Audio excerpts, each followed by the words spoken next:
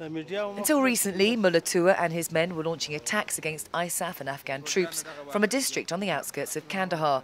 This week, the former fighters were VIPs at a reintegration ceremony in the city. I came here and rejoined again with my brothers. I want to make Afghanistan great again. If we have good security, our country will develop like foreign countries.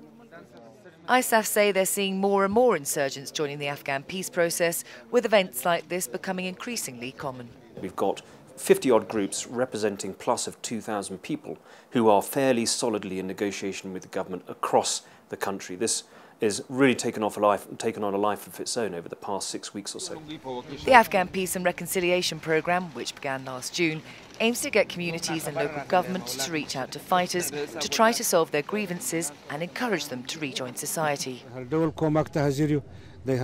We are ready to help them in any way. We'll provide them with land, we'll provide them with work, we'll build shops for them, and we'll help them in smaller ways and their soldiers. Since last summer, numerous Afghan and ISAF operations have been taking place in districts around Kandahar.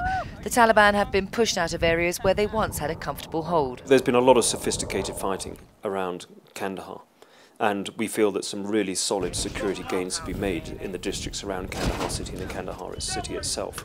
And to see a group of bona fide Talibs such as these come in and join the peace process in the midst of all of this is hugely encouraging, because we're seeing the effect of the pressure of military operations, but we're also seeing the effect of this outreach for peace right in the heartland of the place that the Talibs consider home. Taliban reintegration is a sensitive subject. Many Afghans weary of war support the process, whereas others aren't so welcoming. It's not good because the Taliban, they have enemies with the Afghan government, with the ISAF forces. That's not good, that these people are killing the social people, civilians. If they will not join with our people, with our government, we will be in this problem for all time in Afghanistan that will never eliminate.